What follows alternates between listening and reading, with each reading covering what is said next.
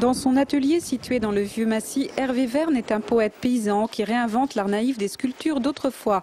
Cet artiste, originaire de Pérouse, a notamment réalisé les fresques de la chapelle de Notre-Dame de Gironde, un haut lieu touristique. Son œuvre prend ses racines dans un passé peuplé de légendes, de saints et de paysans. Mon enfance paysanne, c'est la campagne avéronaise de l'époque. Elle était pauvre, surtout en Aveyron.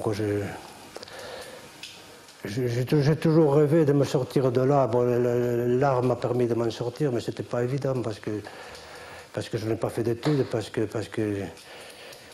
qu'on n'en faisait pas à l'époque, on ne pouvait pas le faire non plus. Alors je me suis retrouvé à travailler à la ferme jusqu'à 30 ans, et puis un beau jour j'ai éclaté, j'ai fait quelque chose, et puis ça a démarré. Bon, ça a plu, ça s'est dit, puis j'ai pu vivre de mon art dès le début.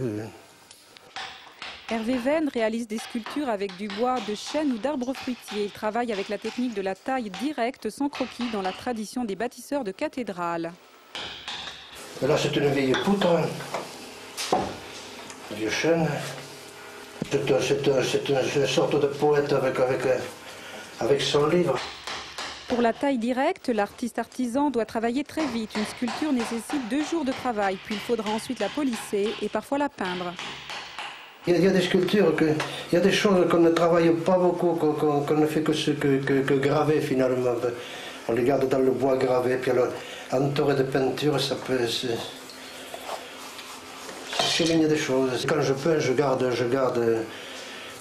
quand même beaucoup de bois. Tout ne sera pas peint, quoi.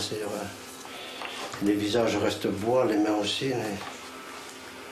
Mais... Là, je vais peut-être le peindre parce que c'est un peu vieux bois, automatiquement ça devient vieille statue, il y a un effet vieux bois, un effet vieux, un peu plus traditionnel. Alors ça supporte la peinture.